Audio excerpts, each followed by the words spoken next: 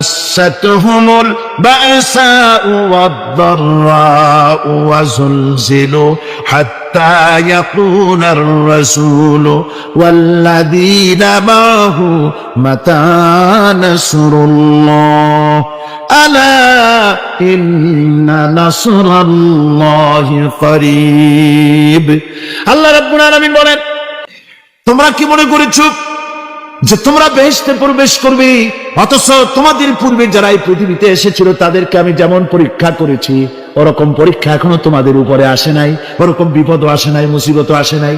এমন বিপদ এসেছিল নবীদের উপরে, সাহাবায়ে কিরামদের উপরে, যে বিপদে মানুষ জর্জরিত হয়ে গিয়ে নবী এবং তার সাথী সঙ্গীরা একথা তারা মুখ থেকে বেরিয়ে গেছে, মাতা নাসরুল্লাহ, আয় আল্লাহ তোমার মদদ কখন আসবে, তোমার মদদ কখন আসবে, মার খেতে খেতে তো শেষ হয়ে গেলাম। এইভাবে যখন মার আসে চতুর্দিক থেকে আর মুমিনেরা ময়দানে পা জমায়ে টিকে থাকে দিন প্রতিষ্ঠার জন্য, আল্লাহ তখন খুশি হয়ে এক সময় ঘোষণা করে দিবেন, আলা ইন্না নাসরাল্লাহি করিব, আর দেরি নাই, আমার মদদ, আমার সাহায্য তোমাদের জন্য অবধারিত। সুবহানাল্লাহ।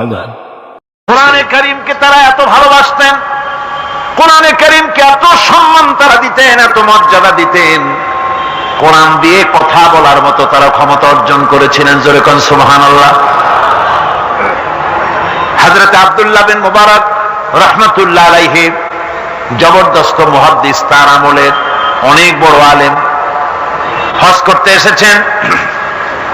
হজের কাজ সমাপন করে যখন তিনি রওনা করেছেন, দেখেন কোনো মানুষজন নাই, কাবার চত্বরে একটা মহিলা চাদর মুড়ি দিয়ে শুয়ে আছেন।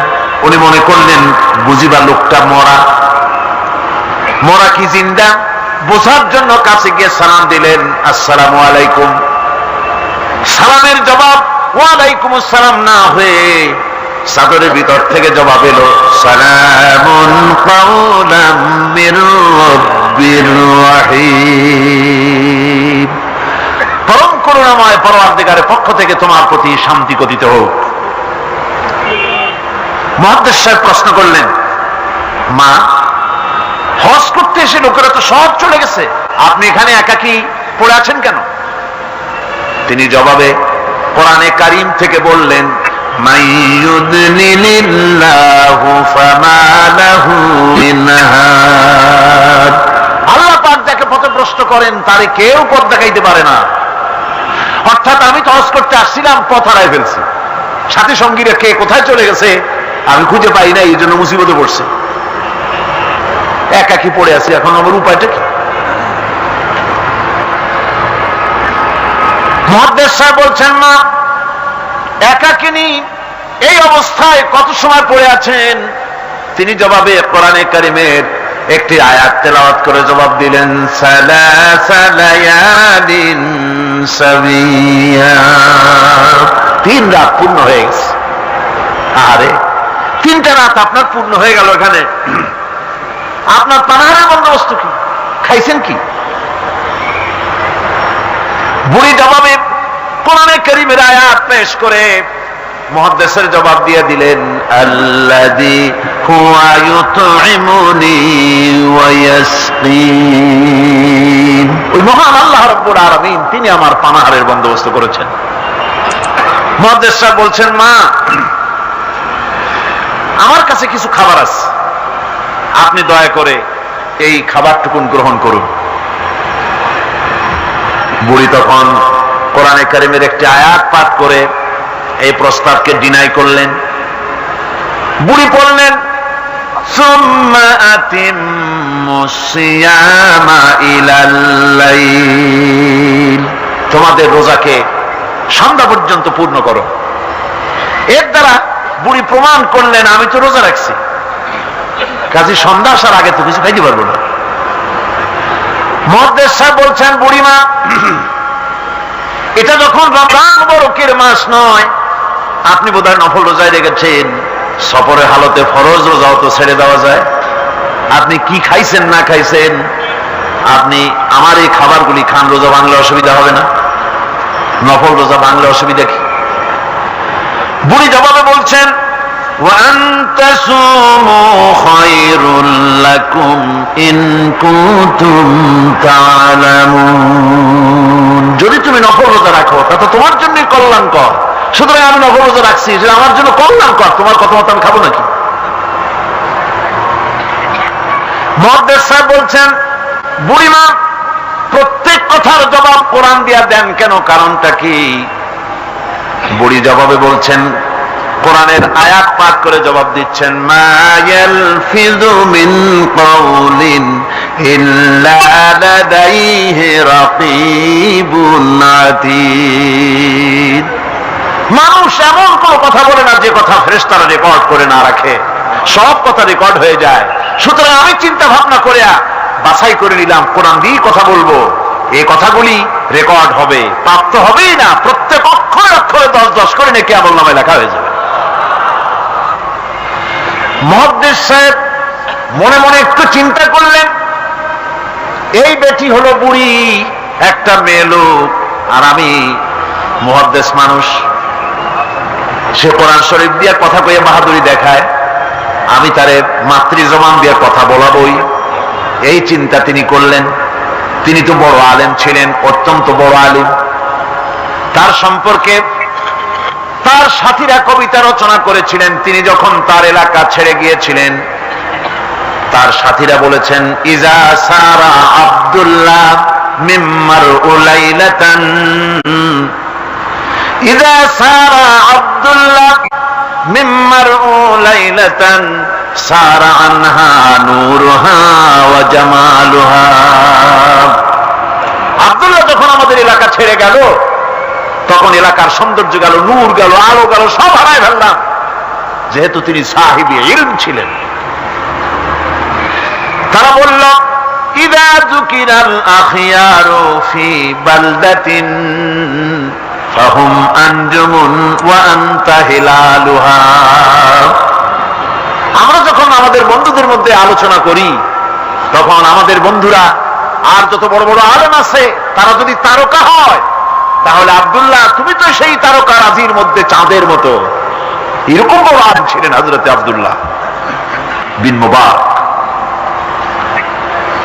তিনি চিন্তা করলেন, এই বুড়ি দেখি তারে দিয়া তার মাতৃজবানে কথা পাওয়া যায় নাকি। তিনি জিজ্ঞেস করলেন, আচ্ছা বুড়িমা বাড়ি কই? ওনার চিন্তা, বাড়ি ওই কোরআন শরীফের মধ্যে তো খাগড়াছড়ি ফটিকছড়ি নাই, গ্রামের নাম তো নাই, ধরা যায় নাকি। তিনি যখন বাড়ির প্রশ্ন করলেন, বুড়ি তখন কোরআনে কারীমের আয়াত তেলাওয়াত করে বাড়ির জবাব দিয়ে দিলেন, সুবহানাল্লাযী আসরা বিআবদিহি লাইলাম মিনাল মাসজিদিল হারাম ইলাল মাসজিদিল আকসা। পবিত্র মহান সত্তা, দোষ ত্রুটি অক্ষমতা দুর্বলতা থেকে মুক্ত সেই মহান সত্তা, যিনি তার বান্দাকে ইসলাহ করিয়েছেন মসজিদে হারাম থেকে মসজিদে আকসা পর্যন্ত। এর দ্বারা তিনি প্রমাণ করতে চাইলেন, মসজিদে হারামে আসছি হজ করতে, আর মসজিদে আকসার কাছে আমার বাড়ি। মুহাদ্দিস সাহেব না পেরে তিনি তখন চিন্তা করলেন, এমন বিদুষী মহিলা একা একে ফেলে যাওয়া কিছুতেই বুদ্ধিমানের কাম না। তিনি বললেন, মা আমার কাছে একটা উট আছে, আপনি যদি রাজি হন উটের পৃষ্ঠে সওয়ার করে আপনার গন্তব্যে পৌঁছায় দেই। বুড়ি তখন কোরআনে কারীমের একটি আয়াত পাঠ করে সম্মতি প্রদান করলেন। তিনি পড়লেন, ওয়া ইন তাফআলু মিন খায়রিন ইয়ালামুহুল্লাহ। যদি তুমি কোনো ভালো কাজ করো, অবশ্যই আল্লাহ তা জানবেন এবং এর জন্য উত্তম ভাবে আল্লাহ পাক তোমাকে পুরস্কৃত করবেন। তার মানে হলো, পথ হারা মানুষকে পথ দেখানো নিশ্চয়ই ভালো কাজ, তুমি একটা ভালো প্রস্তাব করছো। মুহাদ্দিস সাহেব বললেন, মা আমার এই উটের উপরে আপনি আরোহণ করুন। বুড়ি উটের উপরে আরোহণ করতে যাচ্ছেন, হঠাৎ লক্ষ্য করে দেখছেন মুহাদ্দিস সাহেব তার দিকে তাকায় আছেন। বুড়ি তখন কোরআনে কারীমের একটি আয়াত তেলাওয়াত করলেন, কুল লিল মুমিনিনা ইয়াগুদ্দু মিন আবসারিহিম। নবী মুমিন মানুষদেরকে, মুমিন বান্দাদেরকে বলুন তারা যেন তাদের চক্ষুকে পরনারী থেকে নিম্নগামী করে। বুড়ি এই আয়াত দ্বারা বলতে চাইলেন, মুহাদ্দিস সাহেব আমি বুড়ি মানুষ, উঠে সাওয়ার হতে গিয়ে না জানি বেসতর্ক হয়ে যেতে পারি, চক্ষুকে নিম্নগামী করেন। সুবহানাল্লাহ। উঠে রশি টেনে টেনে যখন তারা পৌঁছে গেলেন তিনি জিজ্ঞেস করলেন, আপনার কি কোনো ছেলে মেয়ে আছে নাকি? বুড়ি জবাবে বললেন, আল মালু ওয়াল বানুনা জিনাতুল হায়াতুদ দুনিয়া। মাল এবং সন্তান সন্ততি এগুলি হচ্ছে দুনিয়ার সুখ সৌন্দর্য, আল্লাহ পাক এটা আল্লাহর নিয়ামত। তার মানে নিয়ামত থেকে আল্লাহ আমাকে বঞ্চিত করেন নাই, ছেলে মেয়ে আছে। মুহাদ্দিস সাহেব প্রশ্ন করলেন, ছেলে মেয়ে যদি থাকে তাহলে তাদের নাম কি? আটকাবার একটা বুদ্ধি, যেহেতু সব নাম তো কোরআন শরীফে নাই। বুড়ি সে কাম আগেই সেরে রেখেছে। বুড়ি কোরআনে কারীমের আয়াত পাঠ করে ছেলেদের নাম বলে দিলেন, ইয়া ইয়াহিয়া খুযিল কিতাবা বিকুওয়া ওয়া কাল্লামাল্লাহু মূসা তাকলীমা ওয়াত্তাখাযাল্লাহু ইব্রাহিমা খলীলা। যথাক্রমে তিনটে আয়াত তেলাওয়াত করে তিনটা নাম বললেন, ইয়াহিয়া, ইব্রাহিম, মুসা, আমার ছেলে। সুবহানাল্লাহ ওয়া বিহামদিহি। আরে কপাল পোড়া মুসলমান! এই মুসলমানেরা এখনকার যুগে ছেলেদের নাম রাখে বল্টু, শান্টু, তারপরে বাংলা আর আরবি মিশাইয়া শুভ রহমান, কৌশিক আহমদ, সাগর হোসেন, বাতাস খাতুন, অক্সিজেন বেগম। কি যে আশ্চর্য নাম শুরু হয়ে গেছে। আমার বন্ধুগণ, নাম রাখবেন, সন্তান হলে পরে মা বাপের উপরে হক যেন সন্তানদের ভালো ভালো নাম রাখে, এটা মা বাপের হক, ওয়াজিব ভালো নাম রাখা। এবার বুড়ি বাড়ি পৌঁছে গেলেন, ছেলেরা সব দৌড়ে এলো। মুহাদ্দিস সাহেব আর কথা বলার সাহস পেলেন না, চুপ করে খাড়া হয়ে আছেন। ছেলেদেরকে বুড়ি তখন নিজের থেকে কিছু টাকা পয়সা বার করে ছেলেদের বললেন, ফাবাসু আহাদাকুম বিওয়ারিকিকুম হাযিহি ইলাল মাদিনা। এই রৌপ্য মুদ্রাগুলি নিয়ে যাও এবং বাজার থেকে কিছু উত্তম খাদ্য সামগ্রী কিনে আনো।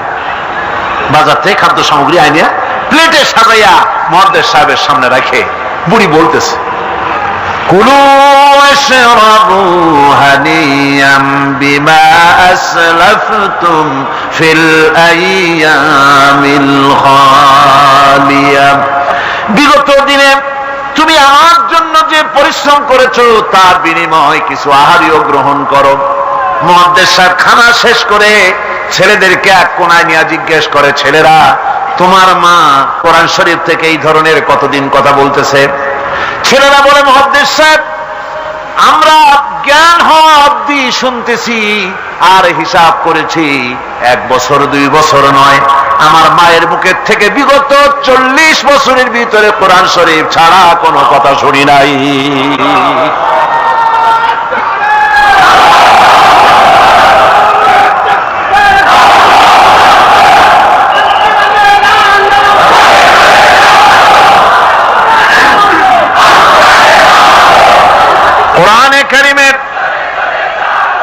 কোরআনে কারীমের প্রতি মানুষের, তৎকালীন যুগের মানুষের এই মহব্বত ছিল, এই ভালোবাসা ছিল, এই আকর্ষণ ছিল। কোরআনের প্রতি আকর্ষণ হারায় জাতির কপাল পুড়েছে, গানের প্রতি আকর্ষণ বেড়েছে, কোরআনের প্রতি আকর্ষণ নষ্ট হয়েছে। আজকের উপস্থিত জনতার কাছে আলেম ওলামা সহ শিক্ষিত ব্যক্তিবর্গ, নারী পুরুষ যারা এখানে এসেছেন সকলের কাছে বিনীত ভাবে আরজ করছি, কোরআন পড়ুন, কোরআন পড়ুন। কোরআনের মতো নিয়ামত আর নাই। বেশি করে তেলাওয়াত করুন। ফজরের পরে পাইকারি দরে ঘুমাবেন না। ফজরের নামাজের পর তেলাওয়াত করার অভ্যাস করুন। কোরআন শরীফকে তেলাওয়াত করুন ফজরের নামাজের পর। তাহাজ্জুদের অভ্যাস করুন, তাহাজ্জুদের নামাজ পড়ে কোরআন শরীফ তেলাওয়াত করেন। কোরআন তেলাওয়াত করার মানে হলো আল্লাহ রাব্বুল আলামিনের সঙ্গে কথা বলা। সুবহানাল্লাহ। কোরআন তেলাওয়াত মানে হলো আল্লাহর সঙ্গে কথা বলা, আর হাদিস পড়ার অর্থ হলো নবীজির সঙ্গে কথা বলা। এত বড় নিয়ামত আল্লাহ আমাদের দিলেন, কপাল পড়া জাতি সেই নিয়ামতকে ভুলে গেছে। কোরআন শরীফ পড়ুন, কোরআন বুঝুন, কোরআন আমল করুন, আল্লাহ রাব্বুল আলামিন ভাগ্য খুলে দেবে, ভাগ্য খুলে দেবেন। দেশে শান্তি আসবে, বরকত আসবে, রহমত আসবে। এই শান্তি, রহমত, বরকত যদি লাভ করতে চায়, কোরআনের কোনো বিকল্প নাই। সকলকে দাওয়াত দেই, সব মানুষ আজকে যত লোক এসেছেন সকলকে আল্লাহ পাক কোরআন সহিহ করে তেলাওয়াত করার তৌফিক আল্লাহ পাক আমাদেরকে দান করুন। কোরআন শরীফ সহিভাবে বোঝার তৌফিক আমাদের দিন, কোরআন অনুযায়ী জীবন চালাবার তৌফিক আল্লাহ পাক আমাদের দান করুন। কোরআনে কারীমে আল্লাহ রাব্বুল আলামিন অনেক জায়গায় এই কথাগুলি বলেছেন। এমনি এমনি ছেড়ে দেওয়া হবে না। আমি অতীতের লোকদেরকেও পরীক্ষা করেছি, তোমাদেরকেও পরীক্ষা করব। পরীক্ষা না দিয়ে কেউ তোমরা বেহেশতে যেতে পারবে না। এই জমিনে তোমাদের আগুনের পরীক্ষা দিতে হবে। পয়গম্বরেরা কষ্ট করেছেন, সাহাবায়ে কিরাম কষ্ট করেছেন। আল্লাহ রাব্বুল আলামিন তিনি বলছেন, আম হাসিবতুম আন তাদখুলুল জান্নাতা ওয়া লাম্মা ইয়াতিকুম মাসালুল লাযীনা খালাউ মিন ক্বাবলিকুম মাসসাতহুমুল বা'সাউ ওয়াদ-দাররাউ ওয়া যুলজিলু হাত্তা ইয়াকুনার রাসূলু ওয়াল্লাযীনা মা'হু মাতা নাসরুল্লাহ আলা ইন্না নাসরাল্লাহি করিব। আল্লাহ রাব্বুল আলামিন বলেন, তোমরা কি মনে করেছো যে তোমরা বেহেশতে প্রবেশ করবে, অথচ তোমাদের পূর্বে যারা এই পৃথিবীতে এসেছিল তাদেরকে আমি যেমন পরীক্ষা করেছি ওরকম পরীক্ষা এখনো তোমাদের উপরে আসে নাই, ওরকম বিপদও আসে নাই, মুসিবতও আসে নাই। এমন বিপদ এসেছিল নবীদের উপরে, সাহাবায়ে কিরামদের উপরে, যে বিপদে মানুষ জর্জরিত হয়ে গিয়ে নবী এবং তার সাথী সঙ্গীরা এ কথা তারা মুখ থেকে বেরিয়ে গেছে, মাতা নাসরুল্লাহ, আয় আল্লাহ তোমার মদত কখন আসবে, তোমার মদত কখন আসবে? মার খেতে খেতে তো শেষ হয়ে গেলাম। এইভাবে যখন মার আসে চতুর্দিক থেকে আর মুমিনেরা ময়দানে পা জমায়ে টিকে থাকে দিন প্রতিষ্ঠার জন্য, আল্লাহ তখন খুশি হয়ে এক সময় ঘোষণা করে দিবেন, আলা ইন্না নাসরাল্লাহি করিব, আর দেরি নাই, আমার মদত, আমার সাহায্য তোমাদের জন্য অবধারিত। সুবহানাল্লাহ। হযরত বেলালকে উটের পায়ের সঙ্গে রশি দিয়া বেঁধে উটকে তাড়ায় দিয়েছে। উট দৌড়াতেছে, বেলাল দড়ির মাথায় বাঁধা। বেলালের শরীরটা পাথরের সঙ্গে আঘাত লেগে লেগে পিঠের চামড়া ছেড়ে যায়, মাথার চামড়া ছেড়ে যায়। উট আর দৌড়াতে পারে না। তখন উটের পা থেকে হযরতে বেলালকে খসিয়ে নিয়ে উত্তপ্ত মরুভূমির উপরে বেলালের রক্তাক্ত শরীরটাকে চিৎ করে শুইয়ে দিয়ে কাফের বেঈমানেরা লোহার রড দিয়ে চতুর্দিকে দাঁড়িয়ে তাকে পিটাচ্ছে আর বলছে, বেলাল এখনো মুহাম্মদের সাল্লাল্লাহু আলাইহি সাল্লামের আল্লাহরে ভুলে যা, লাশ মানাতের উপরে ঈমানে আন। এমন কঠিন সময়ের ভিতরে হযরতে বেলাল একটা আঙ্গুল উঁচু করে বলছেন, আহাদ আহাদ আহাদ, লা ইলাহা ইল্লাল্লাহ, লা ইলাহা ইল্লাল্লাহ, লা ইলাহা ইল্লাল্লাহ। একটু জোরে পড়েন, লা ইলাহা ইল্লাল্লাহ।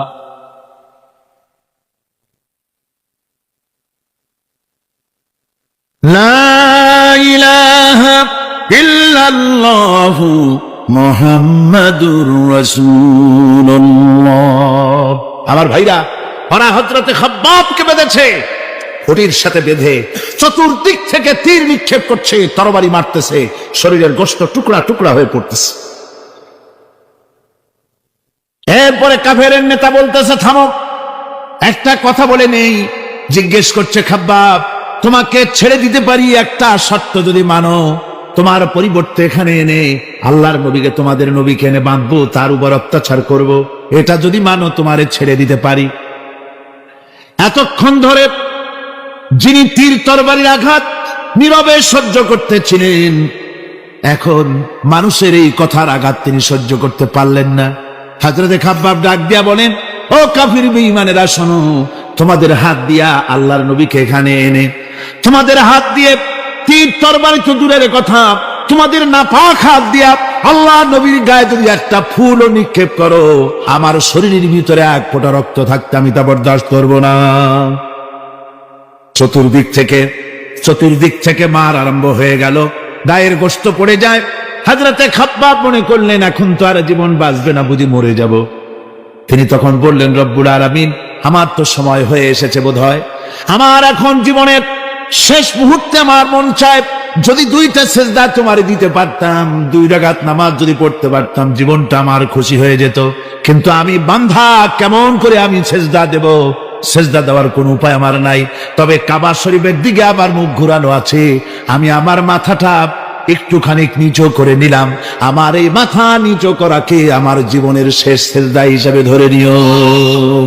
কাফির বেঈমানেরা হযরতে খাব্বাবের মাথা ধরি অন্যদিকে ঘুরিয়ে দিল।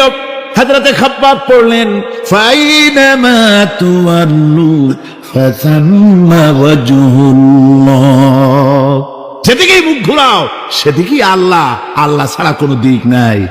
আমার ভাইরা, এই জিহাদে এত বড় ফজিলত আল্লাহ রাব্বুল আলামিন দেখেছেন। দ্বীন প্রতিষ্ঠার জন্য যারা লড়ে, আল্লাহ পাক তাদের জন্য বিরাট নিয়ামত রেখেছেন। সুবহানাল্লাহ পড়ে, লা তামাসসুহান নার ওয়া আইনুন বাকাত মিন খাশিয়াতিল্লাহ ওয়া আইনুন বাতাত তাহরিসু ফি সাবিলিল্লাহ, রাওয়াহু তিরমিজি। হযরত ইবনে আব্বাস রাদিয়াল্লাহু তাআলা তিনি বলছেন, আমি রাসূলুল্লাহকে বলতে শুনেছি, আল্লাহর নবী বলেছেন, 2টি চোখকে জাহান্নামের আগুন 2টা চোখকে স্পর্শ করবে না। একটা চোখ হচ্ছে গভীর রাত্রে যারা আল্লাহর ভয় পেয়ে জাহান্নামের ভয়তে যারা কান্দে, জাহান্নামের আগুন ওই চক্ষুকে স্পর্শ করবে না। আর যারা দ্বীন প্রতিষ্ঠার জন্য, আল্লাহর দ্বীন কায়েমের জন্য ময়দানে যারা লড়াই করে, রাতের বেলায় পাহারা দেয়, ওই পাহারারত চোখের মধ্যে জাহান্নামের আগুন ওই চোখে স্পর্শ করবে না। আমার ভাইরা, হযরত উসমান রাদিয়াল্লাহু তাআলা আনহু বলছেন, মান রাবাতা লাইলাতুন ফি সাবিলিল্লাহ কানাত কা আলফি লাইলাতিন সিয়ামুহা ওয়া কিয়ামুহা। 1000 রাত ধরে রোজা রাখলে, 1000 রাত ধরে ইবাদত করলে, আর 1000 দিন ধরে রোজা রাখলে যে সওয়াব হবে, একটা ঘন্টা, একটা রাত যদি কেউ পাহারা দেয় আল্লাহর দ্বীনকে প্রতিষ্ঠার জন্য, আল্লাহর দ্বীনের কোন ইসলামী রাষ্ট্রের প্রহরায় যদি কেউ যদি থাকে, একটা রাতে পাহারা দিয়ে যে সওয়াব হবে, 1000 বছর ধরে নামাজ রোজা করে ওই সওয়াব পাওয়া যাবে না। সুবহানাল্লাহ। অর্থাৎ 1000 বছর ধরে নামাজ রোজা করার মতোই সওয়াব পাহারা দেওয়া আল্লাহর দ্বীনের, ইসলামের রাষ্ট্রকে। বন্ধুগণ, রাসূল পাক সাল্লাল্লাহু আলাইহি ওয়াসাল্লাম তিনি বলেছেন, কিয়ামতের দিন জাহান্নামের আগুন আর জিহাদের ময়দানের ধুলি, এই দুটি একসঙ্গে কোন মানুষের পেটের মধ্যে প্রবেশ করবে না। রাসূল পাক সাল্লাল্লাহু আলাইহি ওয়াসাল্লামের একটি হাদিস যা মিশকাত শরীফের মধ্যে বর্ণিত আছে। মিশকাত শরীফের সম্ভবত 336 পৃষ্ঠায় এই হাদিসটি বর্ণনা করা হয়েছে যে হযরত ইবনে আয়েশ রাদিয়াল্লাহু তাআলা আনহু হচ্ছেন এই হাদিসের রাবী।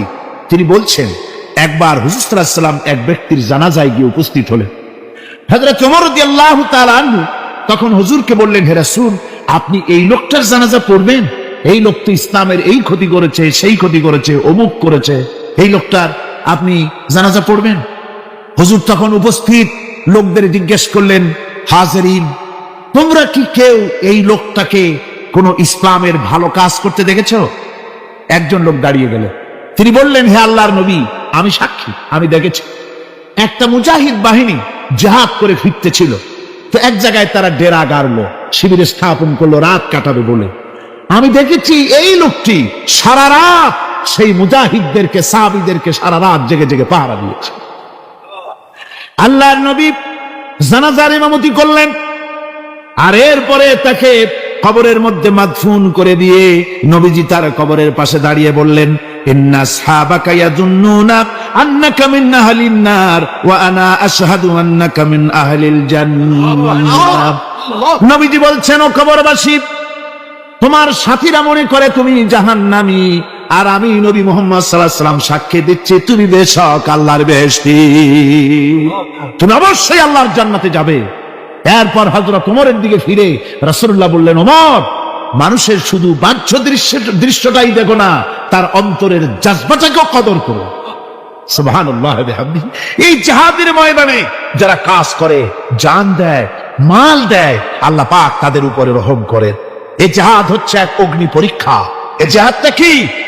অগ্নি পরীক্ষা। এমনি এমনি বেহেশতে যাওয়া যাবে না ভাই। আল্লাহ রাব্বুল আলামিন কোরআনে কারীমের মধ্যে বলেছেন, আহাসিবান নাসু আন ইউতরাকু আন ইয়াকুলু আমান্না ওয়া হুম লা ইফতানুন। লোকেরা কি ভেবেছে নাকি যে ঈমান এনেছি এই কথাটা বললেই আমি বেহেশত দিয়ে দিব, মুমিন বলে সার্টিফাই করব? না, যখনই তারা বলবে আমি মুমিন, আমি তখন তাকে অবশ্যই পরীক্ষা করব। এই পরীক্ষায় তাকে পাশ করতে হবে। কোরআনে কারীমে আল্লাহ রাব্বুল আলামিন অনেক জায়গায় এই কথাগুলি বলেছেন। এমনি এমনি ছেড়ে দেওয়া হবে না। আমি অতীতের লোকদেরকেও পরীক্ষা করেছি, তোমাদেরকেও পরীক্ষা করব। পরীক্ষা না দিয়ে কেউ তোমরা বেহেশতে যেতে পারবে না। এই জমিনে তোমাদের আগুনের পরীক্ষা দিতে হবে। পয়গম্বরেরা কষ্ট করেছেন, সাহাবায়ে কিরাম কষ্ট করেছেন।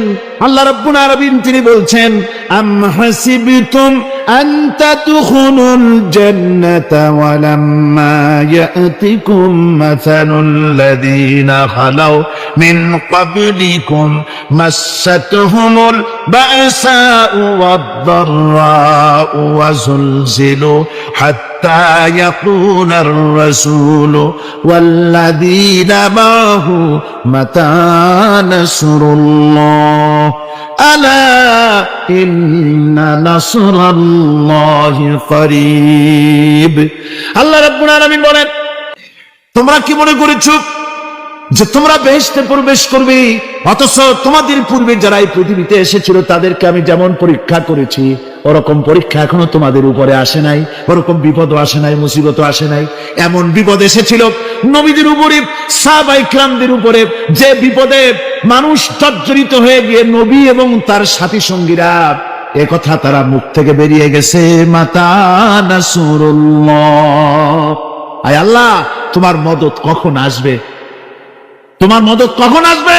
মার খেতে খেতে তো শেষ হয়ে গেলাম।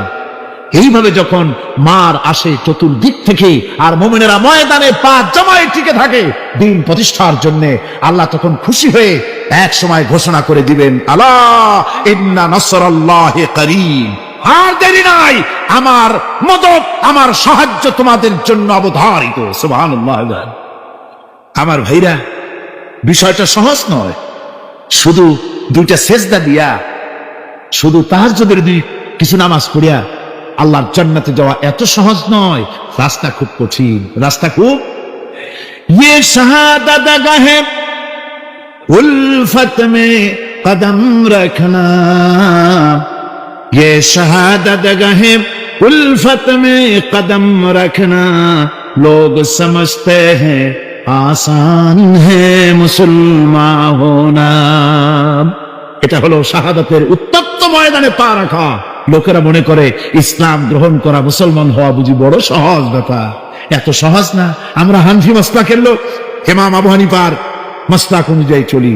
আমরা মনে করি বেহেশতে এমনি যাব, কিন্তু আমাদের ইমাম সাহেব কি করছেন ওই ইতিহাস আমাদের জানা নেই। খাজা বাবার মহব্বতে অস্থির। রজব মাস আসলে পরে বড় বড় ডেক্সি চড়ায়, সেই ডেক্সির উপরে লাল শালু বিছায়, তারপরে টাকা পয়সা রোজগার বহুত করে। আসলে তো খাজা না, আসলে হচ্ছে ইয়া খাজা কুস্তু আজা, পেট তো ভরে যা। পেট ভরার জন্য পয়সা করে ইনকাম করা।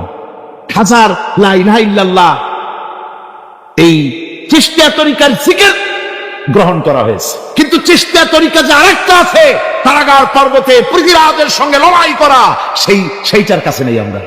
সেটা ইমাম আবু হানিফা শুধু মস্তাই বলেন নাই, দিন প্রতিষ্ঠার জন্য রক্ত দিয়েছে, ঠিক কিনা?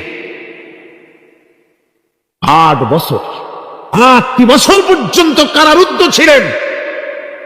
তাকে জিজ্ঞেস করা হয়েছে, ইমাম সাহেব জেলের মধ্যে তো আছেন, কষ্ট হয়? ইমাম সাহেব বলেছেন, না কষ্ট হয় না, তবে মাঝে মাঝে একটু কষ্ট হয় মনে। 2-4 মাস পর পর আমার বুড়ি মাকে এনে হাজির করা হয় জেলখানার মধ্যে, আর আমার মায়ের সামনে আমাকে পেটানো হয়, যেন মা আমাকে বলে যে এদের সাথে একমত হয়ে যা, সেই জন্য পেটানো হয়। তা আমার মা আমার মায়ের দেখে আর মায়ের চোখ থেকে পানি পড়তে থাকে, তখন আমার মনে বড় কষ্ট লাগে। তবে আলহামদুলিল্লাহ মা আমার এমন, আমার মার দেখেন আর হজম করেন, আর আমাকে বলেন খবরদার এক চুলো সিদ্ধান্ত থেকে নড়বা না।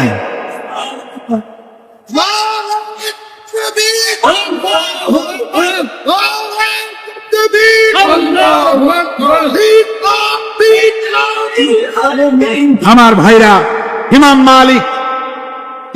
মালিক 28 দিন পর্যন্ত তাকে বাতিলরা বেঁধে দিয়ে গেছে, হাত পিঠ মোড়া দিয়ে 28 দিন বাঁধা। এই হাত বাহু থেকে ডিসকানেক্ট হয়ে গিয়েছে, এই বাহুর জোড়া থেকে ডিসকানেক্ট হয়ে গিয়েছিল হাত, 28 দিন পর্যন্ত বাঁধা ছিল। ইমাম আহমদ বিন হাম্বল, ইসলাম বিরোধীরা তাকে পিটাইছে, প্রত্যেকটা চাবুকের সাথে গায়ের গোশত উঠে এসেছে। এই জন্য কবি বলতেছি, पैरवी बू हनीफा की सनद जिंदान है, हम्बली होता है पीठ पर दुर्रे खाने की बात। হানাফি হতে চাও, জেল জরিমানার জন্য প্রস্তুতি নাও। শুধু সবরি কলা খাইয়া বেহেশতে যাওয়া যাবে না, এত সহজ না। আঙ্গুর বেদানা, সবরি কলা আর দুধের স্বরের উপর ইসলাম আসে নাই, ইসলাম এসেছে ময়দানের উপরে জান দিয়ে রক্ত দিয়ে ইসলাম প্রতিষ্ঠা হয়ে গোটা দুনিয়ার নির্যাতিত নিপীড়িত জনতার মুখে হাসি ফুটিয়েছে ইসলাম।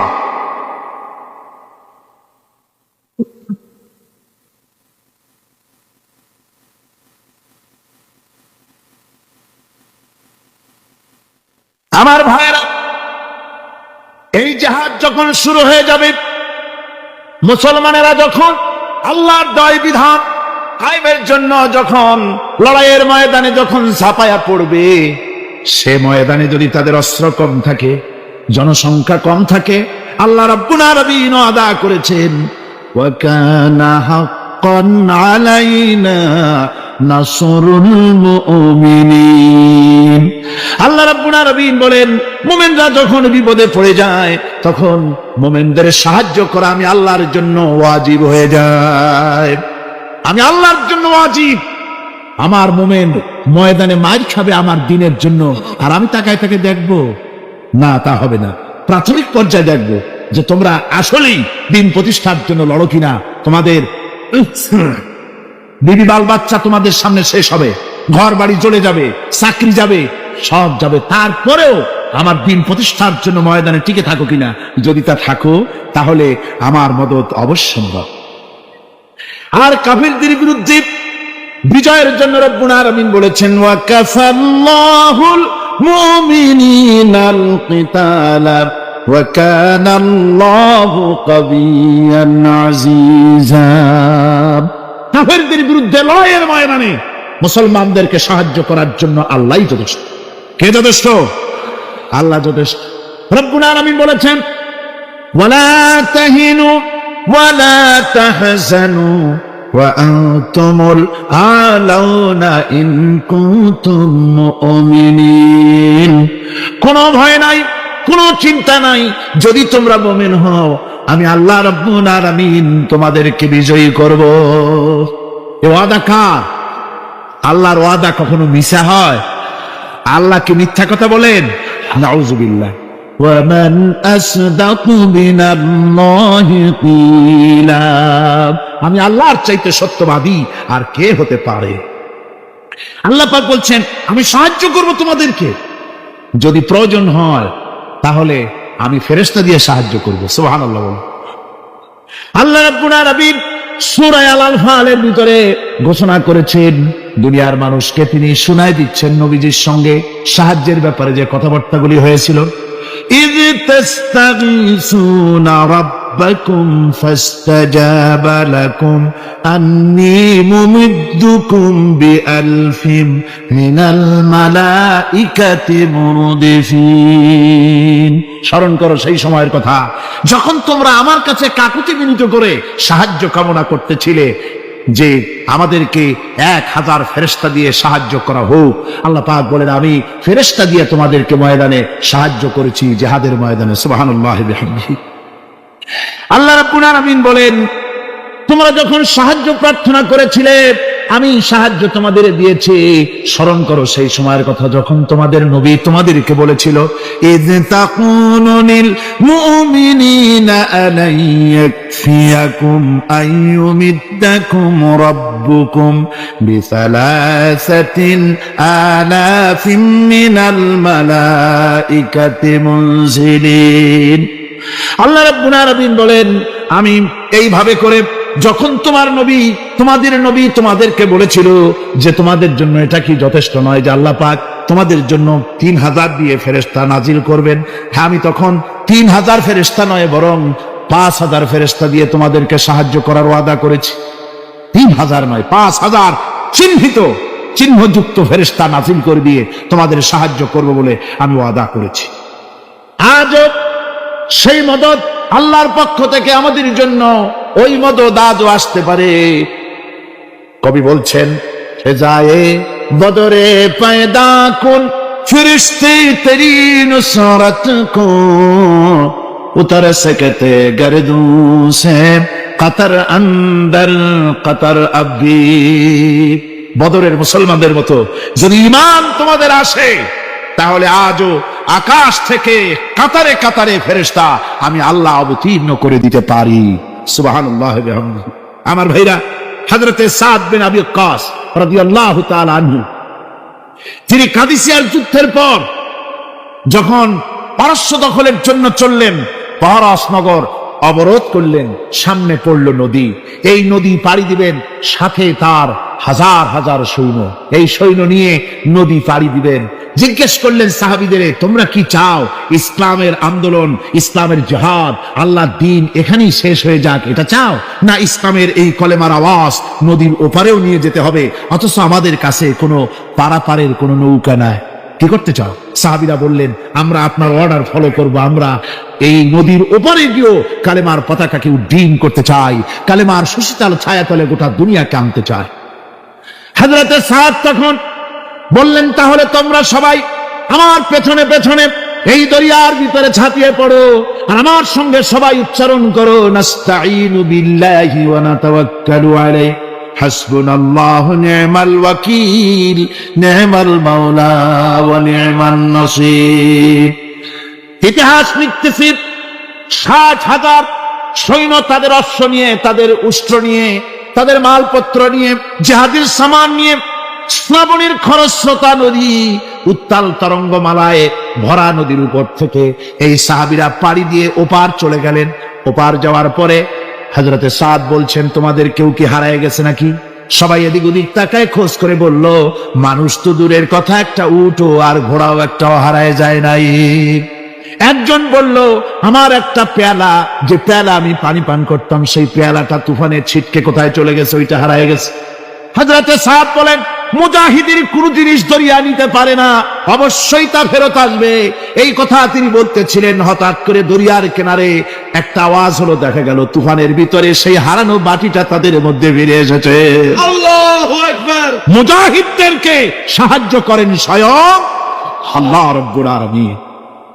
আফ্রিকার জঙ্গলের কাছে ভিন্ন ইতিহাস, জঙ্গলের কাছেই মুসলমানদেরকে থাকতে দেওয়া হয়েছিল।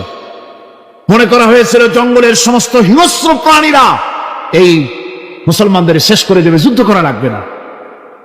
হযরতে সাদ সে অবস্থা বুঝতে পারলেন, তিনি একটা মঞ্চ তৈরি করলেন। সেই মঞ্চের উপরে দাঁড়ায় জঙ্গলের প্রাণীদের দিকে লক্ষ্য করে তিনি নোটিশ জারি করে দিলেন, বললেন ইয়া আইয়াতুহাল হাশারাত ওয়াস সিবাউ নাহনু আসহাবু রাসূলুল্লাহ সাল্লাল্লাহু আলাইহি ওয়াসাল্লাম। হে জঙ্গলের হিংস্র প্রাণীরা, আমরা আল্লাহ রাসূলের সাহাবী, ফাইন্নানা নাসিলুনা ফামান ওয়াজাদনা বাদাহু কাতালনাহু। আমরা রাসূলের সাহাবী, এইখানে আল্লাহর দ্বীনকে কায়েম করার জন্য আমরা এসেছি আল্লাহর কলেমার আওয়াজ নিয়ে। আমরা এখানে রাত কাটাবো। সুতরাং এই জঙ্গলের ভিতরে হিংস্র প্রাণী যত আছো সব আমাদের এই জায়গা ছেড়ে অন্যত্র চলে যাও।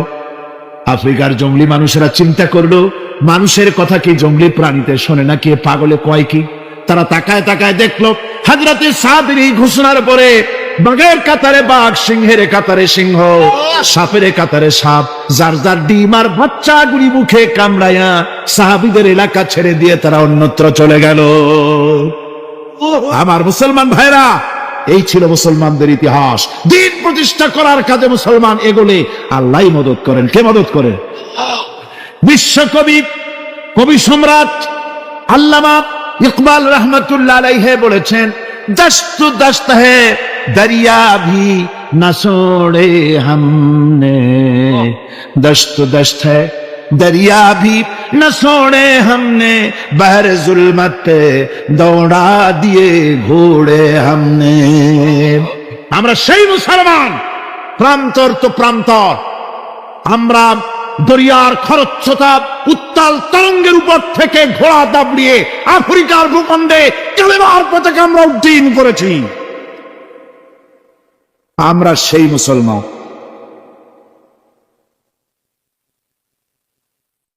একটুখানি জিকির করেন, লা ইলাহা ইল্লাল্লাহ, লা ইলাহা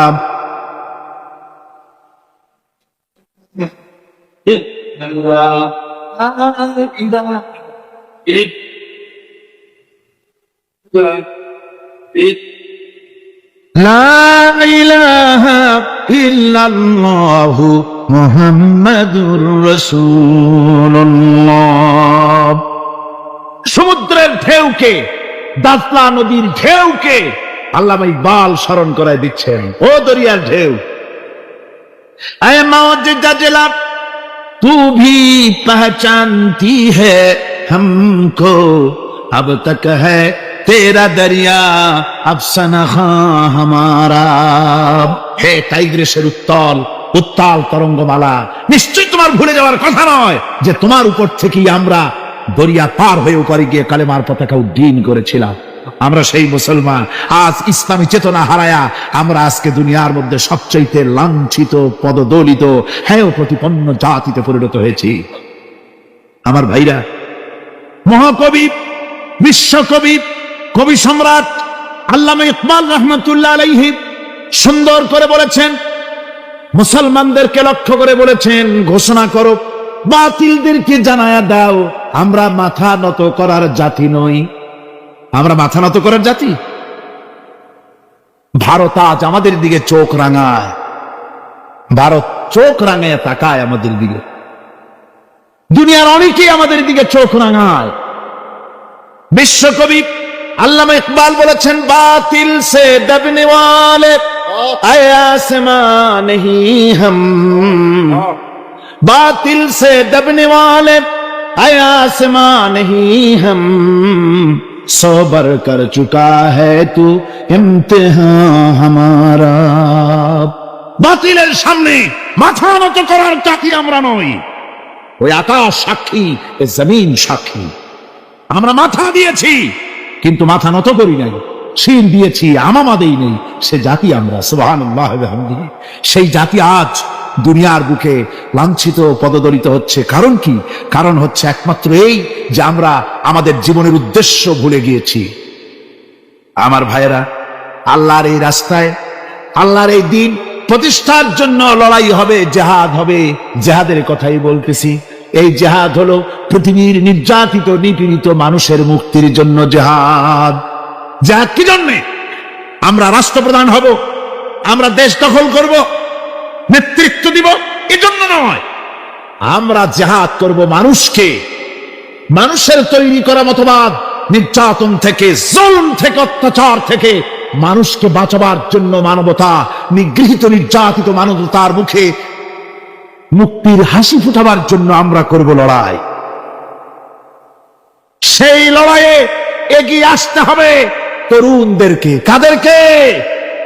জোরে বলতে হবে, কাদেরকে? তরুণদের আসতে হবে। যুবকদের আসতে হবে। আমার আনন্দে বুক ভরে যায় যখন দেখি মাহফিলে, আজকে তো এই মাহফিল কোরআনে কারীমের কথা এই ভূখণ্ডে আল্লাহ বলার তৌফিক দিয়েছেন। 35টি বছর পার হয়ে গেছে, জীবনের 35টি বছর কোরআনে কারীমের সামান্য একটু খেদমত করার তৌফিক আল্লাহ পাক দান করেছে। যখন এই কাজ প্রথম শুরু করি তখন দেখেছি মাহফিলে যারা আসে তাদের 95% দাড়ি পাকা বুড়া মানুষ। কিন্তু দিন যত যেতে লাগলো 71 পার হয়ে গেল, 72, 73, 74 এলো, আস্তে আস্তে দেখা গেল চিত্র উল্টে গেল। আজ মসজিদে তরুণদের জন্য জায়গা পাওয়া যায় না, যারা মসজিদে যায় সব তরুণ। যারা আগে হজে যেত সব বুড়া মানুষ, পাপ করার আর কোনো বয়স নাই, তখন যাইতো হজ করতে। এখন আলহামদুলিল্লাহ তরুণেরা যায় হজ করতে বেশিরভাগ। আজকের মাহফিল দেখুন, দাঁড়ায় দেখতে বলি নেই, জায়গায় বসে আর ডাইনে বা একটু তাকায় দেখেন কারা বেশি, দাড়ি পাকা না যুবক? যুবক আর তরুণ দিয়ে আল্লাহর এই মুজাহিদ, আল্লাহর এই গোলামদের দিয়ে আল্লাহ মাহফিল ভরে দিয়েছেন। জোরে কোন সুবহানাল্লাহ, জোরে কোন আলহামদুলিল্লাহ। এই তরুণ যুবকরাই হচ্ছে ইসলামের সম্পদ। ইসলামের সম্পদ কে? তরুণ আর যুবকেরা। তোমাদের অবদান ইসলামে সব চাইতে বেশি। মনে রাখবেন যুবকেরা, শোনো, ইসলাম প্রতিষ্ঠিত হয়েছে তোমাদের রক্তের উপরে। কাদের রক্তের উপরে? যুবকদের রক্তের উপরে। যারা ইসলাম প্রথম কবুল করেছিলেন তারা কিন্তু বুড়ো ছিলেন না কেউ। প্রথম যে ব্যক্তি ইসলাম কবুল করলেন হযরতে সাইয়্যিদুনা আবু বকর সিদ্দিক রাদিয়াল্লাহু তাআলা আনহু, বয়স ছিল 37 বছর। 37 বছর বয়সে দাঁতটা পড়িয়া খুনখুনা বুড়া হয়ে গেছিল নাকি? হযরত ওমর ইসলাম যখন কবুল করেন তখন তিনি ছিলেন 26 বছরের টকবগে যুবক। যৌবনের রক্ত পা এবং মাথা পর্যন্ত শিরায় উপশিরায় ধাবমান এই যুবক হযরত ওমর 26 বছর বয়সের সময় ইসলাম কবুল করেন। হযরত আব্দুর রহমান বিন আউফ যখন ইসলাম কবুল করেন বয়স ছিল মাত্র 17 বছর। হযরত আলী যখন ইসলাম কবুল করেন তখন বয়স ছিল মাত্র 8.5 বছর। তোমাদের মতো তরুণেরা, যুবকেরাই সর্বপ্রথম কালেমার পতাকা ধারণ করে রাসূলকে সাহায্য করেছিল। সুবহানাল্লাহ।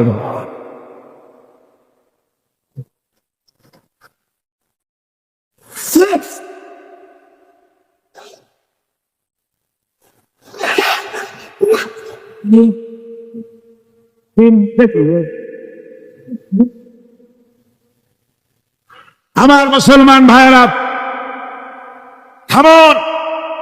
আমার ভাইরা,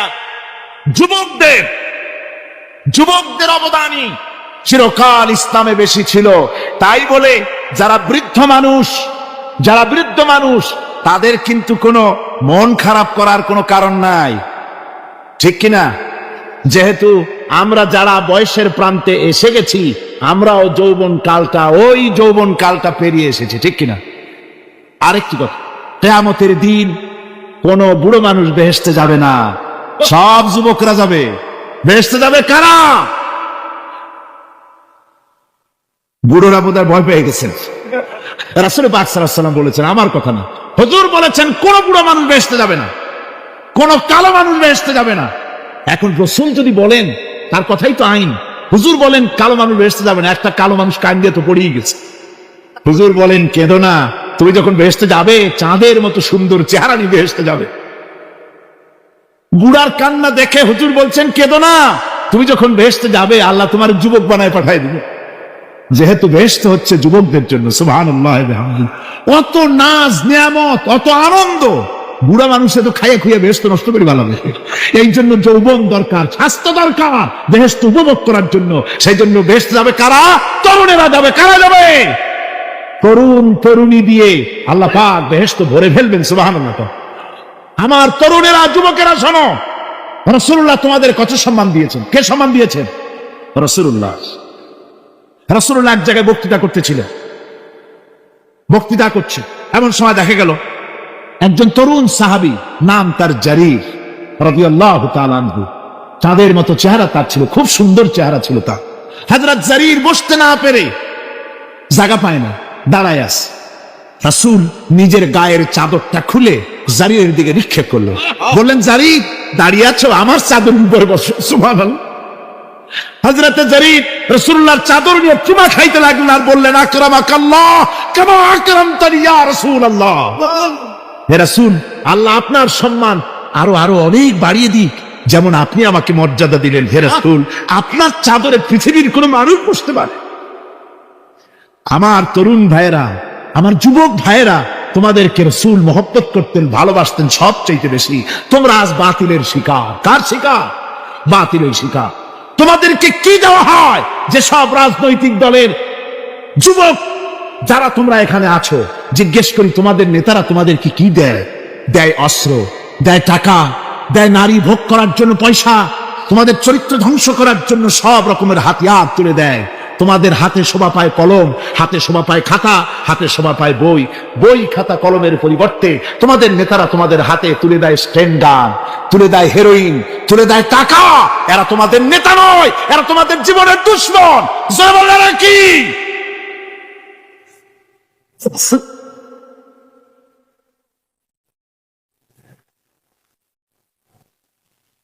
আমার যুবক ভাইয়েরা, আমার কলেজ ইউনিভার্সিটির ছাত্র ভাইয়েরা, একটুখানি মাথা খাটায় চিন্তা করো। তোমার নেতারা যারা ঢাকা থেকে আসে বা এখানে বাস করে, ওই নেতারা যখন রাজনৈতিক প্রোগ্রাম করতে আসে, তখন কি একবারের জন্য তোমাদেরকে বলে, ও ছেলেরা তোমরা কি নামাজ ঠিক মতো পড়ো কিনা? বলে? এই যে রোজা আসতেছে, খবরদার বাবারা তোমরা রোজা রেখো, এরকম কথা বলে নাকি? তোমার উস্তাদদের সম্মান করো, এ কথা বলে নাকি? বরং টাকা দেয়, পয়সা দেয়, যে শিক্ষক তোমার মতের উল্টা করবে ঠ্যাঙ্গাইয়া জনমের মতো টাইট করে দিবা। ঠিক কিনা? তোমার নেতারা কি কোনোদিন বলে নাকি, ও আমার সংগঠনের ছেলেরা মা বাপের খেদমত করবে, মা বাপের সম্মান করবে, খবরদার মা বাপের সঙ্গে বেয়াদবি করবে না, সন্ত্রাস করবে না, অস্ত্রবাজি করবে না, মানুষকে কষ্ট দিবে না, এমন কোন কথা বলে না? আমার যুবকেরা শোনো, ওরা টাকা দিয়ে, অস্ত্র দিয়ে, পয়সা দিয়ে, মদ দিয়ে ওরা নিজেদের ক্ষমতা টিকায় রাখার জন্য তোমাদেরকে লাঠির মতো ব্যবহার করে। সুতরাং আজকের তরুণদেরকে বুঝতে হবে। তরুণেরা ভালো করে বোঝো, তোমরা রাসূলের সৈনিক।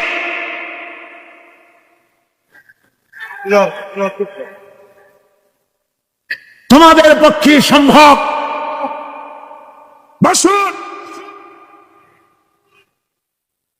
আমি বুঝতে পেরেছি কথা যেহেতু তরুণদের, আর তরুণদের জনসমুদ্র, কাজেই জনসমুদ্রের মধ্যে উত্তাল ঢেউ তো সৃষ্টি হবেই, স্বাভাবিক। কিন্তু সেই স্বাভাবিকতার সুযোগ নিয়ে দাঁড়ায় বিশৃঙ্খলার সৃষ্টি করবেন না। আমার ভাইরা, আমরা ইসলাম আমাদের আদব শিক্ষা দেয়। কি শিক্ষা দেয়? আদব।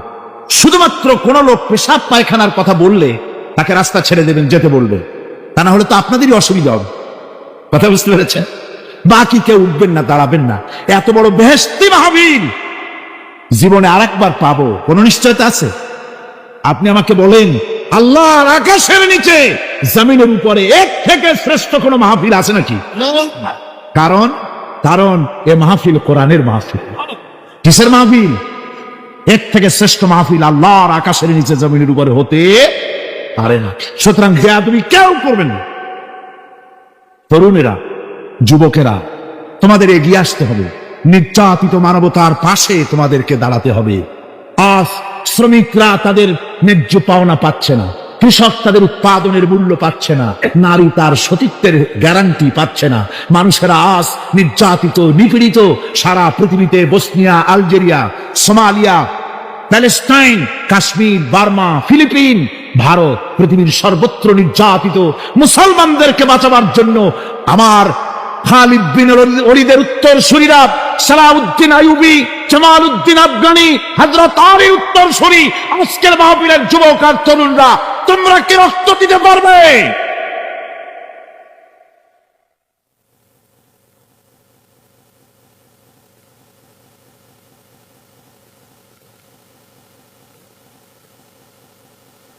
আমার মুসলমান যুবকেরা,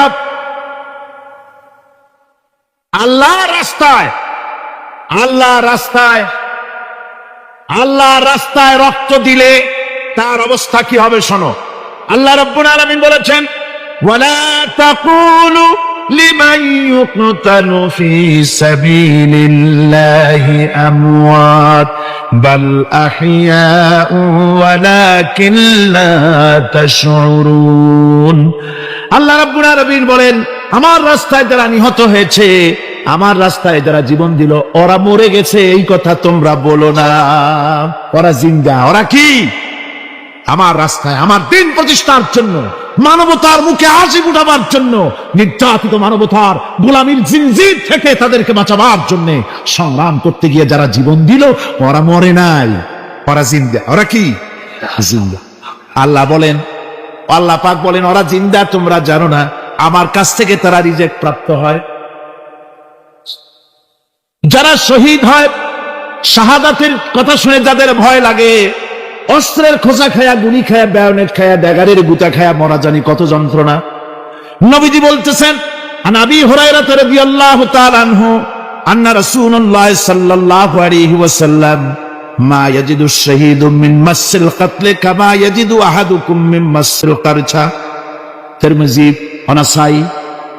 আল্লাহ নবী বলেছেন, হযরত আবু হুরায়রা হাদিসটি বর্ণনা করেছেন, নবীজি বলেছেন, শাহাদাতের মওত হলো তোমাদের কেউ যদি আরেকজনকে একটা চিমটি কাটে, ওই চিমটি কাটায় যতটুকু যন্ত্রণা, শাহাদাতের মওতের এর চাইতে বেশি কিছু যন্ত্রণা নয়। শাহাদাতের মওতটা হচ্ছে একটা সেতু। এটা কি সেতু? এটা ব্রিজ। এপারে দুনিয়া, ওপারে আল্লাহ। সুবহানাল্লাহ ওয়া বিহামদি। মরার সাথে সাথে দিদার ইলাহি নসিব হয়ে যাবে। সুবহানাল্লাহ ওয়া বিহামদি।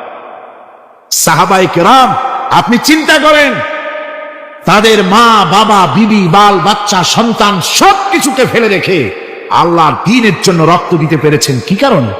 জীবনকে তাদের কাছে তুচ্ছ মনে হয়েছে। এই জীবন জীবন নয়, ওই জীবনই তো সবচেয়ে সেরা জীবন, যে জীবনে আমার মাওলা আমার উপরে খুশি হয়ে যাবে। সুবহানাল্লাহ।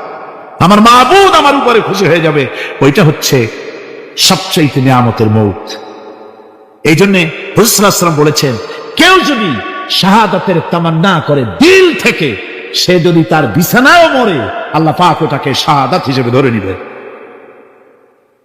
হযরত ওমর রাদিয়াল্লাহু তাআলা দোয়া করতেন, আল্লাহুম্মা রযুকনি শাহাদাতান ফি সাবিলিক ওয়াজআল মাউতি ফি বালাদি রাসূলিক।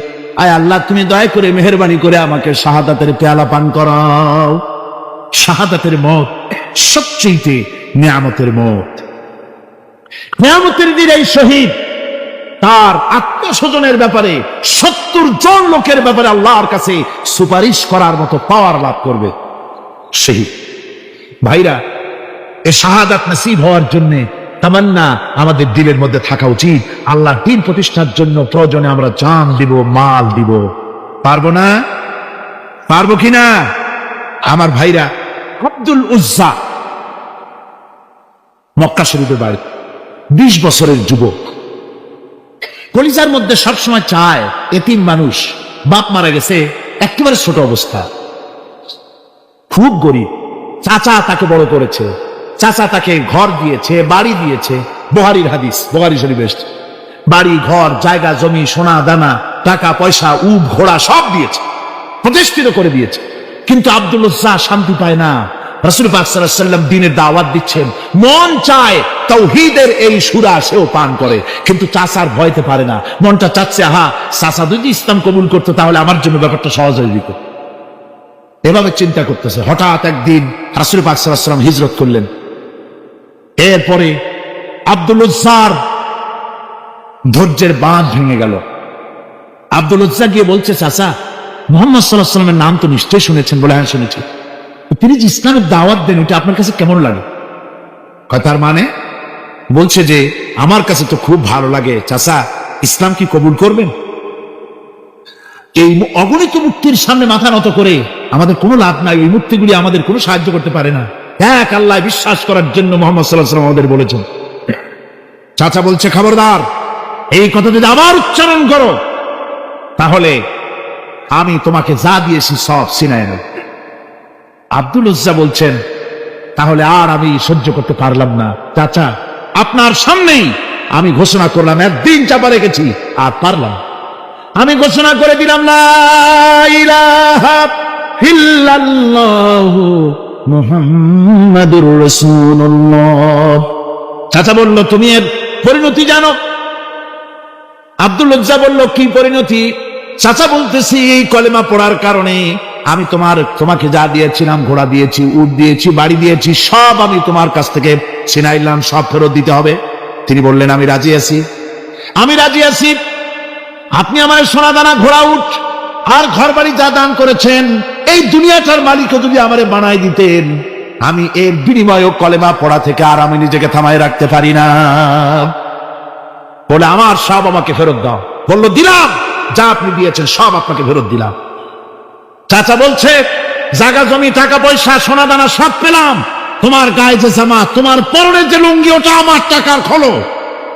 আব্দুল উজ্জা বললেন, আপত্তি নাই, জামা খুলে দিলে, পরনের লুঙ্গিটাও খুলে দিলে। 20 বছরের যুবক এই অবস্থায় চলে গেলেন মায়ের কাছে। মা আব্দুল উজ্জাকে এই অবস্থায় দেখে 2 চোখ চেপে ধরলেন, বললেন, বাবা তোমার এই অবস্থা কেন? ছেলে বলছে, মা, ইমান আনার কারণে আমি সব হারাই ফেলেছি, আমার আর কিছুই নাই, ইমান আনার কারণে আমার এই অবস্থা হয়েছে। মা বলছে, বাবা আমার কাছে কি চাও? ছেলে বলছে, মা, আমি চলে যেতে চাই মদিনায়, আল্লাহর নবী মুহাম্মদুর রাসূলুল্লাহ সাল্লাল্লাহু আলাইহি সাল্লামের দরবারে চলে যেতে চাই, আমি একটু বস্ত্র চাই। মা একটা পুরানা কম্বল তার হাতে দিয়ে দিলেন।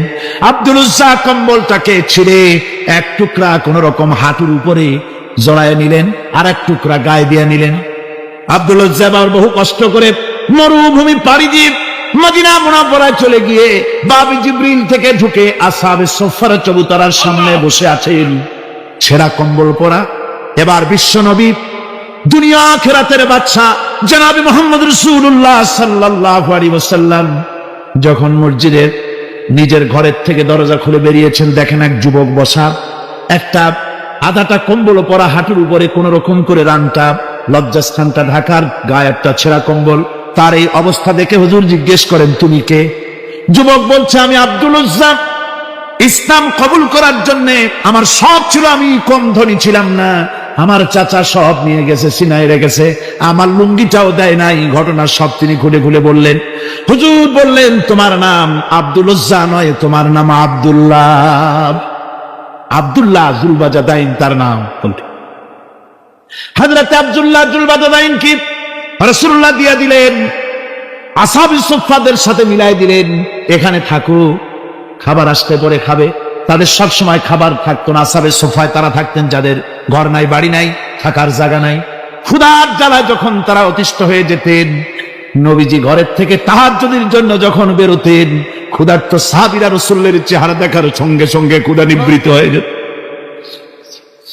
হযরত রাসূল পাক সাল্লাল্লাহু আলাইহি ওয়াসাল্লাম আব্দুল্লাহকে ওনাদের মধ্যে ভিড়ায় দিলেন। আব্দুল্লাহ এবার কোরআন শরীফ পড়ে। কোরআন শরীফ পড়তে গিয়া চিল্লায় চিল্লায় তিনি পড়েন, আস্তে আস্তে পড়েন না। সাহাবীরা বিরক্ত হয়ে রাসূলের কাছে নালিশ করলেন যে বড় চিল্লায় কোরআন পড়ে, আমাদের নামাজেও ডিস্টার্ব হয়। হুজুর বলেন, সাহাবীরা কেউ আব্দুল্লাহর ব্যাপারে কোনো কথা বলবে না, তারে চিল্লাইতে দাও, যেহেতু ঈমানের জন্য তারে বড় মূল্য দিতে হয়েছে। পরনের লুঙ্গিটা পর্যন্ত আনতে পারে নাই, যত খুশি চিৎকার করেছে, আল্লাহর কালাম পড়ুক। তাবুকের যুদ্ধ, রাসূলুল্লাহ তাবুকের দিকে রওনা করেছেন, 30,000 সৈন্য নিয়ে রওনা করেছেন। ওই জিহাদে মানুষেরা প্রাণ ভরে রাসূলুল্লাহকে সাহায্য করেছেন। মেয়ে লোকেরা নাকের ফুল, কানের দুল, গলার হাল খুলে খুলে রাসূলের কদম মোবারকে দিয়ে দিয়েছে। ধনীরা টাকা পয়সা সব দিয়েছে। হযরত আবু বকর তো যা ছিল সব এনে দিয়েছে, কিছু ছিল না ঘরে। রাসূল রওনা করলেন। প্রতিমধ্যে হযরত আব্দুল্লাহ জুলবাজাদাইন আল্লাহর নবীর খেদমতে হাজির হয়ে বলেন, হুজুর সবাই তো সব দিল, আমার কিছুই নাই, কিছু দিতে পারলাম না। হুজুর আপনি আমার জন্য দোয়া করেন, আমি যেন এই তাবুকের ময়দানে কাফেরদের বিরুদ্ধে লড়াই করে যেন শহীদ হয়ে যেতে পারি। মাল দিতে পারি নাই, কিন্তু আল্লাহর জন্য যেন আমার জীবনটা দিয়ে দিতে পারি। ও চট্টগ্রামের যুবকেরা, তরুণেরা, তোমাদের মতো 20 বছরের তরুণ হযরত আব্দুল্লাহ জুলবাজাদাইন শাহাদাতের তামান্না করে রিসালাতে মাহবের কাছে দাঁড়িয়েছেন। হুজুর বললেন, একটা গাছের বাকল নিয়ে আসো। একজন একটা বাকল নিয়ে এলো। রাসূলুল্লাহ এই বাকলটা আব্দুল্লাহ জুলবাজাদাইনের হাতে লাগাই দিলেন। রাসূলুল্লাহ বললেন, আয় আল্লাহ, আমি আব্দুল্লাহর রক্ত কাফেরদের জন্য হারাম করে দিলাম। হযরত আব্দুল্লাহ বলছেন, ইয়া রাসূলুল্লাহ, আমি চাইছিলাম শহীদ হব, আর আপনি আমার রক্তটা হারাম করে দিলেন কাফের দেশে।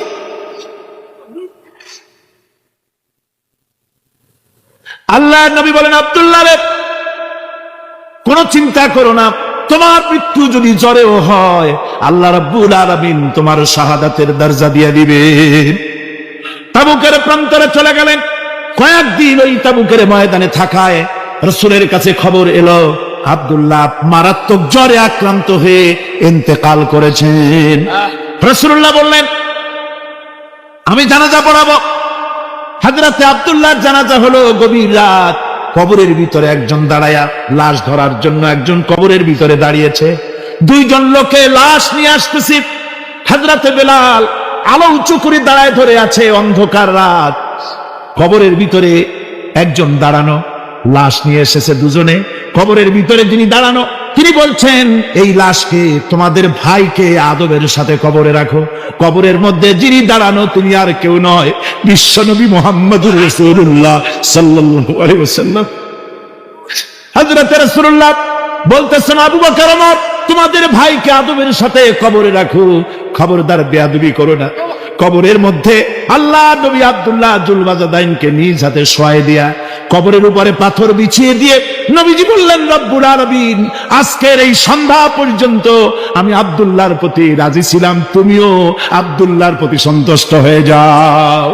হযরত ইবনে মাসউদ রাদিয়াল্লাহু তাআলা আনহু বলেন, আমি চিৎকার মেরে কেঁদে কেঁদে বললাম, আল্লাহ, আজকে যদি এই কবরে আব্দুল্লাহ না হয়ে আমি হতাম, আমার কিসমতটা ভালো হয়ে যেত।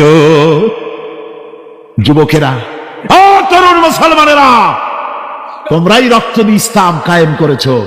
কে কায়েম করেছে ইসলাম? মুসলিম তরুণেরা, মুসলিম যুবকেরা, তোমাদের অবদান সব চাইতে বেশি। আজ মুসলমান যুবকদের চরিত্র নাই, মদ, জুয়া, জেনা, ব্যভিচার করে করে সর্বনাশ করে দেওয়া হলো। সরকারি ভাবে, বেসরকারি ভাবে, বিভিন্ন ভাবে যুবকদেরকে মিসগাইড করার জন্য মদ দেওয়া হয়, টাকা দেওয়া হয়, অস্ত্র দেওয়া হয়, সব দিয়ে যুবকদের চরিত্র নষ্ট করা হচ্ছে। অথচ যুবক হচ্ছে একটা জাতির মেরুদণ্ড। জাতির কি মেরুদণ্ড? এই মেরুদণ্ডকে ঘুরে ধরেছে, এই মেরুদণ্ড নষ্ট করার ব্যবস্থা করা হয়েছে। আমার মুসলমান ভাইয়েরা, হাদিস থেকে শোনো, বদরের প্রান্তরে যুদ্ধ হবে। রাসূলুল্লাহ সাহাবায়ে কিরামদেরকে রেডি করেছেন, কিন্তু এই যুদ্ধটা বড় মারাত্মক, এই জিহাদ বড় মারাত্মক। জিহাদ হবে, চাচার বিরুদ্ধে ভাতিজা জিহাদ করবে, বাপের বিরুদ্ধে সন্তান অস্ত্র ধারণ করবে, ভাইয়ের বিরুদ্ধে ভাই অস্ত্র ধারণ করবে। কোন জায়গা? বদর। কোন জায়গায়? বদর। মক্কা থেকে যারা আসতেছে, সব চাচা, ভাই, মামু, খালু, এরা আসতেছে। আপন আপন লোকেরা আপন লোকের বিরুদ্ধে অস্ত্র ধারণ করবে। এটা কি সহজ? এটা কি সহজ? রাসূলুল্লাহ যুদ্ধের কথা মানুষকে বুঝাচ্ছেন, একটু ইতস্তত করছেন। হযরত রাসূল পাক সাল্লাল্লাহু আলাইহি ওয়াসাল্লাম যুদ্ধের কথা সাহাবায়ে কিরামদের সামনে পেশ করতেছেন, আর একটু ইতস্তত করতেছেন এই কঠিন যুদ্ধে সাহাবীরা কিভাবে মেনে নেবে। রাসূলের মনের অবস্থা বুঝতে পেরে হযরত মিকদাদ রাদিয়াল্লাহু তাআলা আনহু, বর্ষিয়ান সাহাবী, তিনি দাঁড়ায় গেলেন। তিনি দাঁড়ায় বলছেন, ইমদি বিনা ইয়া রাসূলুল্লাহ হাইসু মা তাশা। হে রাসূল, আপনি আমাদেরকে নিয়ে চলুন, আল্লাহ যেদিকে আপনাকে যেতে বলে, হাইসু মা তাশা আয় হাইসু মা আমারাকাল্লাহ, যেদিকে আল্লাহ আপনাকে যেতে বলেন আমাদেরকে নিয়ে আপনি সেদিকে চলেন। ইন্না লা নাকুলু লাকা কামা ক্বালা বানু ইসরাঈল লিমূসা আলাইহিস সালাম, ইযহাব আনতা ওয়া রাব্বুকা ফাকাতিলা ইন্না হাহুনা কাঈদুন। আমরা মুসা আলাইহিস সালামের উম্মতের মতো বলবো না যে, হে মুসা, তুমি আর জিবরাইল আর তোমার আল্লাহ যুদ্ধ করো, আমরা ঘরে বসে আরাম করি। এই কথা আমরা বলবো না হুজুর। বাল ইযহাব আনতা ওয়া রাব্বুকা ফাকাতিলা ইন্না মাকুমা মুকাতিলুন। হে রাসূল, বরং আমরা বলবো, আপনি যুদ্ধ করুন, আপনি আমাদের নিয়ে চলুন, আমরা লড়বো আপনার সাথে কাফেরদের বিরুদ্ধে। ততক্ষণ পর্যন্ত লড়বো মা দামাত আইনুম মিন্না তাতাররাফ। ও রাসূল, যতক্ষণ আমাদের চোখের একটা পাতাও নড়ে ততক্ষণ আপনার সাথে আমরা লড়বো। সুবহানাল্লাহ। মানে জীবন যতক্ষণ আছে আপনার সাথী হয়ে কাফেরদের বিরুদ্ধে লড়তে থাকবো। হুজুর খুব খুশি হয়ে গেল। হুজুর কি হলে? দারুণ খুশি হয়ে গেল। আল্লাহ নবী খুশি হয়ে বললেন, ও সাহাবীরা, তোমাদের মানসিক অবস্থা যখন এই কুবু বিনা ইলা জান্নাতিন, জান্নাতুন আরদুহা কারদিস সামাওয়াতি ওয়াল আরদ। ও সাহাবীরা, তোমাদের মানসিকতা যখন এমন, তখন আমার সাথে তোমরা দাঁড়াও, আমার সাথে ওঠো, আমার সাথে চলো জান্নাতের দিকে। রাসূলুল্লাহ বলছেন, আমার সাথে চলো বেহেশতে। কোন বেহেশত? এমন বেহেশত যে বেহেশতের বিশালতার প্রশস্ততা ওই বিশাল আকাশ আর জমিনের চাইতেও বেশি। এই বিরাট জান্নাতের দিকে চলো আমার সাথে। ফাকামা উমাইর বিন হামাম ওয়া কানা ইয়াকুলু তামার। যুবকেরা, তোমাদের মতো তরুণ, তোমাদের মতো এক যুবক যার নাম উমায়ের, তিনি দাঁড়িয়ে গেলেন, হাতে ছিল খোরমা, খোরমা খাচ্ছিল। দেখেন না, বক্তৃতা হয়, মাঠে ওয়াজ নসিহত হয়, আর যুবকেরা দাঁড়ায় দাঁড়ায় বাদাম খায়, হয় না? ওই সাহাবী ওই সময় তো বাদাম টাদাম হয়তো পায় না, খোরমা খাচ্ছে, খোরমা চাবাচ্ছে, বিসি ফালাই দিতেছে, আর এইভাবে খাচ্ছে, আর হুজুরের কথা শুনছে।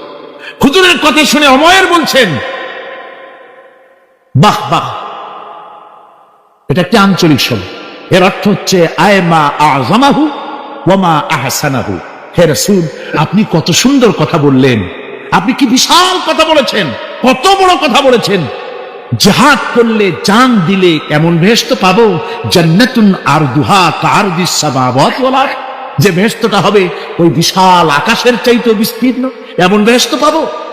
ওয়াল্লাহি লাউ কুনতু হাইয়ান হাত্তা আকুলাহুন্না ইন্নাহা লাহায়াতুন তাওয়িলা।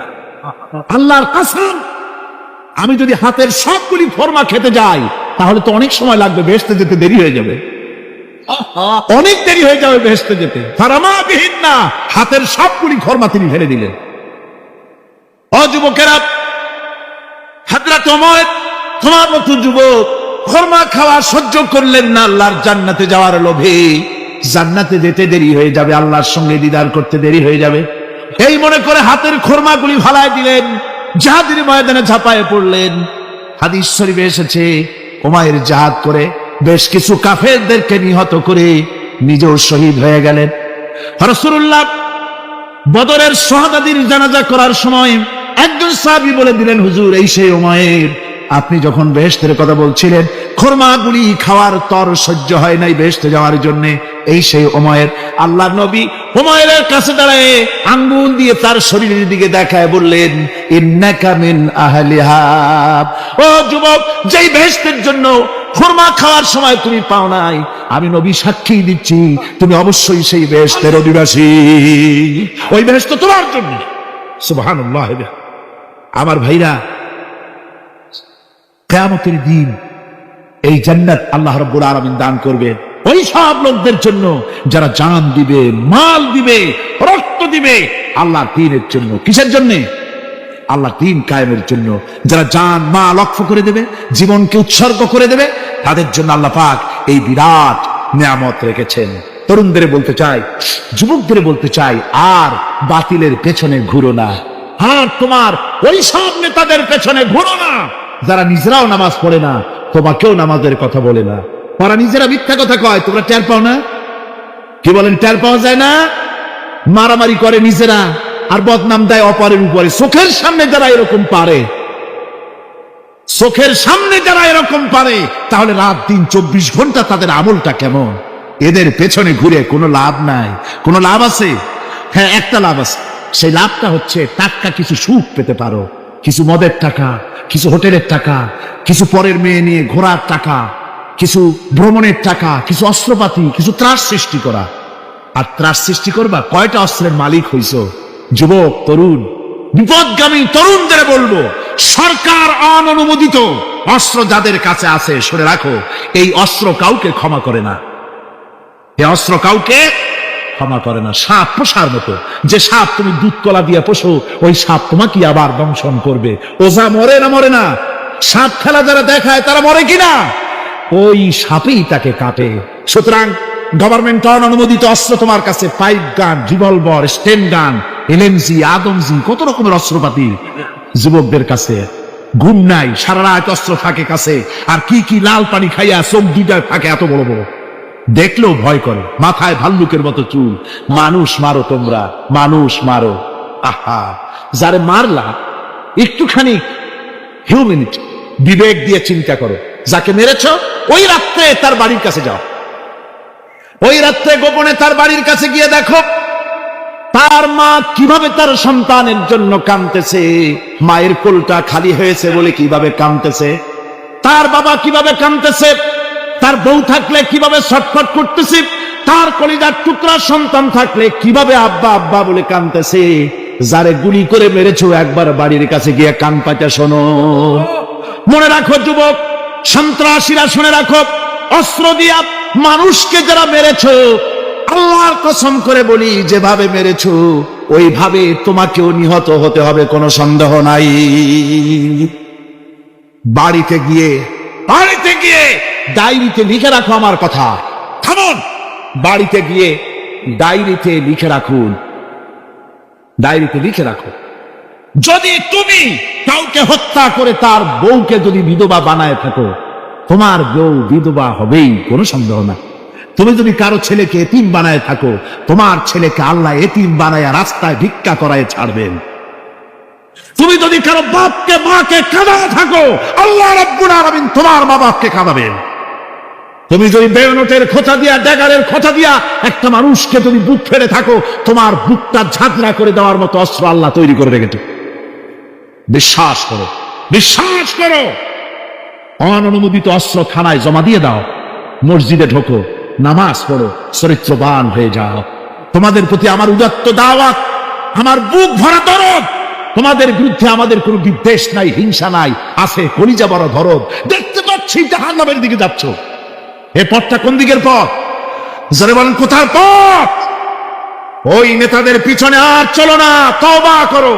ওই নেতাদের পিছনে আর যাবে না যারা তোমাদেরকে টাকা দেয় আর অস্ত্র দেয়, যারা তোমাদেরকে মদ দেয় আর নারী দেয়, ওদের পিছনে আর চলবে না। ওয়াদা করো। যুবকরা কি পারবে ওয়াদা করতে? ওই সব নেতাদের পিছনে জীবনে আর যাবে না, ওয়াদা করতে পারো? হাত উঁচু করে দেখাও যুবকেরা।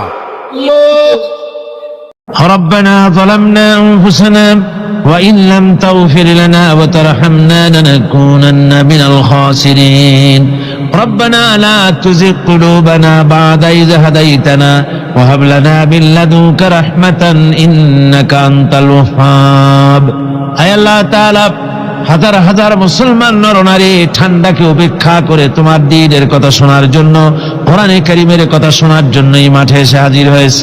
আল্লাহ তুমি দয়া করে মেহেরবানি করে আলোচনার সওয়াবটুকু হুজুরে পুরনূর সাল্লাল্লাহু আলাইহি ওয়াসাল্লামের রূহ মুবারকে পৌঁছে দাও।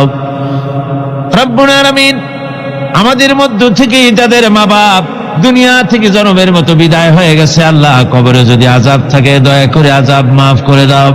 আল্লাহ আমাদের মা বাপের উপরে তোমার রহমত নাজিল করো। রব্বিরহামহুমা কামা রাব্বায়ানি সগীরা, রব্বিরহামহুমা কামা রাব্বায়ানি সগীরা।